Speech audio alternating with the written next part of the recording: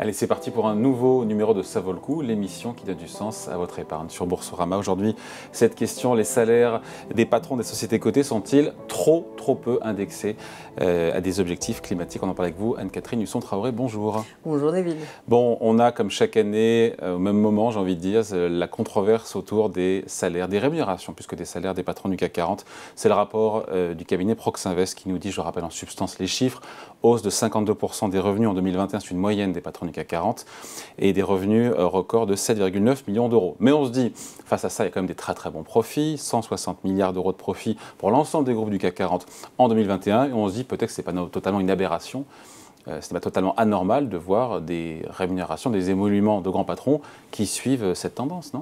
C'est-à-dire, dans l'ESG, en fait, l'idée, la rémunération est un des éléments clés du G de gouvernance, et donc le sujet, c'est finalement sur quelle logique repose cette augmentation qui est assez exponentielle et qui est surtout 2 fois celle du CAC 40. Et 2 fois celle des profits. 2 fois celle des profits dégagés par les entreprises du CAC 40. Donc si on considère que c'est indexé uniquement sur la valeur des entreprises, on voit bien qu'il y a un décalage. Et puis si on considère que c'est finalement, il faut se rappeler qu'un dirigeant d'entreprise de cette taille, c'est en fait des dizaines de milliers de salariés. Donc la création de valeur de l'entreprise, elle repose tout autant sur leur travail que sur le sien. Et évidemment, leur courbe n'est pas du tout à 53% d'augmentation de leurs revenus. Elle est plutôt, il y a eu quelques augmentations de salaire, mais elles sont en dessous de l'inflation. Donc on voit bien que ça creuse en fait un écart et que ça légitime un système où une personne serait dotée de dons exceptionnels qui en font un surhomme et qui justifient ses rémunérations. L'argument principal... Quand c'est Elon Musk, on se dit que là pour le coup ça change un petit peu tout. C'est un manager créateur, oui, enfin, avec une vision brutale et qui pour l'instant est plutôt l'image de ce qu'on peut faire de plus brutal dans le monde. Non, je parlais pour l'aspect rupture technologique, innovation. Et ben, en fait, ce qui est intéressant finalement, et c'est une question ESG majeure, cette question de rémunération, en fait, elle soulève plein d'autres. C'est-à-dire, est-ce que je le vaux bien, comme disait la publicité d'une marque de cosmétiques? Est-ce que ces hommes le valent bien? C'est une question. Et c'est pour ça que c'est intéressant de voir comment ils sont.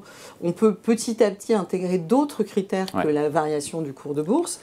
Parce que finalement, la raison principale pour laquelle ces augmentations sont là, c'est parce que leurs pairs, en général aux États-Unis, sont mieux payés. Mais c'est quoi cette raison? Enfin, on peut s'interroger. Et d'ailleurs, je rappelle que finalement, dans les 3 patrons le mieux payés du CAC 40, Carlos Tavares, M. Mittal et Paul Hudson, il n'y a pas un seul Français déjà pour commencer.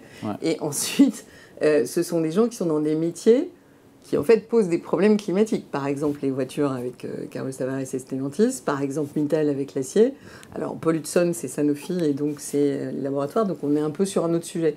Mais on voit bien à quel point aujourd'hui, c'est finalement anachronique de voir qu'une rémunération, on pense que la limite c'est le ciel, et que pour arranger la situation, on met quelques critères climatiques, mais qui sont fixés par les patrons eux-mêmes. Alors, si je résume en 2 secondes, Anne-Catherine, ce qui vous fait tiquer déjà, c'est la décorrélation des rémunérations des patrons avec les autres salaires des collaborateurs. Avec ceux qui font une grande partie de la valeur de l'entreprise. Et les écarts se creusent vraiment? Ah bah oui. On est documenté là-dessus? Voilà, oui, tout à fait. On a un indicateur qui est très important dans l'ESG qui s'appelle, en bon français, le pay ratio, c'est-à-dire l'écart entre, non pas le SMIC et la rémunération, forcément c'est énorme, mais l'écart entre le salaire moyen dans l'entreprise donnée et la rémunération du PDG. Et ça, cet écart se creuse. Après, j'ai envie de dire, Anne-Catherine, ce sont les actionnaires qui votent les rémunérations, libre à eux de les rejeter. D'ailleurs, on a vu que de temps en temps, là, pour le coup, ça tique et ça passe pas. Alors, ça commence à être vraiment plus compliqué qu'avant. Et il faut se souvenir que le mouvement dit d'engagement actionnarial, il est né en Suisse, en fait, d'une fondation qui s'appelle Ethos, et qui est allé demander, avant la crise financière à Crédit Suisse, il s'était aperçu, en regardant le package de rémunération du top 10 de Crédit Suisse, qu'ils ne savaient pas ce qu'on leur demandait de signer, en fait. Ils s'étaient dit, si ça se trouve, on va leur verser des dizaines de milliards. Le package était tellement complexe dans sa présentation aux actionnaires que ça a été la première démarche d'engagement actionnarial pour avoir plus de transparence sur les modes de rémunération, sur la façon dont ils sont calculés. Et ça, honnêtement, depuis 10 ans, on va dire, ça s'est quand même beaucoup amélioré avec ce qu'on appelle le say on pay, c'est-à-dire le fait de proposer aux actionnaires des plans de rémunération qui soient quand même à peu près lisibles.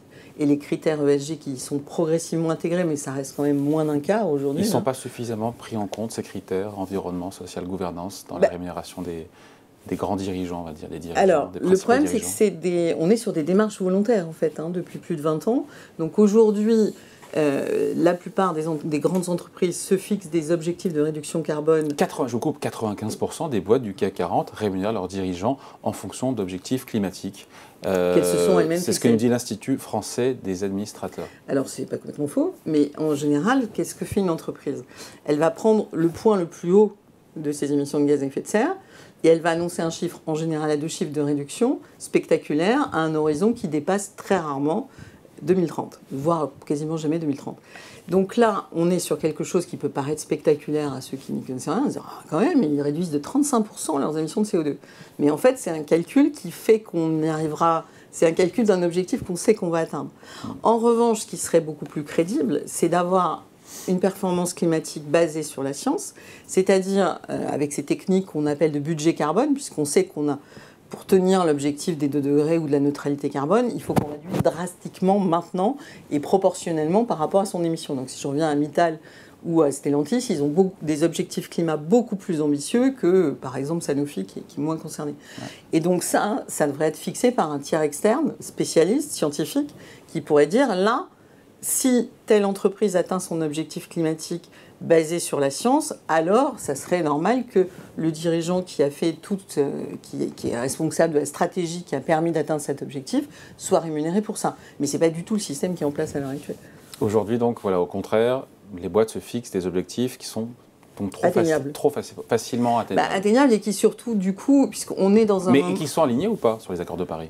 Le problème, là vraiment le souci qu'on a aujourd'hui, c'est un élément d'ailleurs de ça, c'est qu'on a énormément d'engagements de neutralité carbone. Mais il y a une coalition d'actionnaires qui s'appelle Climate Action 100+ qui vient de publier, qui étudie attentivement les stratégies des 160, 180 plus gros émetteurs dans le monde, dont les entreprises cotées dont on parle, et qui regarde si effectivement elles ont pris des engagements de neutralité carbone. Donc si ces engagements de neutralité carbone sont alignés avec leurs investissements. Eh bien c'est une catastrophe. C'est-à-dire qu'il n'y en a aucune qui est en cohérence avec cet engagement de neutralité carbone et le fait qu'elles n'investissent pas de façon contraire à cet objectif. Et on voit bien qu'on est toujours dans un monde, à la Elon Musk, où on va trouver une solution, je ne sais pas quand, sans doute entre 2047 et 2048, technique, qui va nous résoudre tous nos problèmes. Ça ne va pas marcher comme ça. Et c'est vraiment ça, cette question-là, c'est que si... C'est très positif qu'on commence à raisonner autrement sur le fait qu'effectivement on prenne des critères climatiques ou sociaux pour intégrer à la rémunération d'un dirigeant d'entreprise. Ça, c'est le sens de l'histoire. En revanche, il va falloir accélérer et surtout, il va falloir se rendre compte qu'on ne peut plus se contenter de la parole, d'un engagement qui est contredit par les faits en plus. C'est aujourd'hui la stratégie solide et crédible, c'est celle qui met en accord des engagements et les pratiques et les investissements de l'entreprise. Quelle est la part, on finit là-dessus, la part de la rémunération, sur la rémunération totale d'un PDG, quelle est la part qui est indexée sur des critères ESG aujourd'hui sur le CAC 40 ou Alors le ça reste très très modeste, hein. Ouais. C'est pour ça qu'il y a eu cette envolée d'ailleurs, parce qu'elle est complètement liée à l'envolée financière d'un certain nombre d'acteurs. C'est autour de quoi, 10-15%? Oui, pour les meilleurs. Hein. Pour les meilleurs. On est souvent sur 5%, on est souvent très à la marge et on est souvent sur du cosmétique ou de la communication. Et c'est vrai qu'on voit qu'il y a un monde qui a beaucoup de mal à comprendre que l'ère de la communication qui va bien, on dit tout est durable, tout est c'est immédiatement taxé de greenwashing aujourd'hui. Il y a immédiatement des attaques et surtout le consommateur final, le client, voire le salarié ne vous croit plus. Et donc on a un vrai problème aujourd'hui qui est de mettre en place des systèmes qui soient de rémunération ou autres, qui soient crédibles. Et pour être crédible, il faut être évalué par un tiers externe. Et il faut se fixer des objectifs qui sont difficilement atteignables parce que c'est là où on a un effort de transition et de transformation. Voilà, il y a du chemin encore à parcourir. C'est clair. Merci beaucoup. Explication signée Anne-Catherine Husson-Traoré, directrice générale de Novetic. Merci Catherine. David. Voilà, et ça vaut le coup revient évidemment ici sur Boursorama dans une semaine.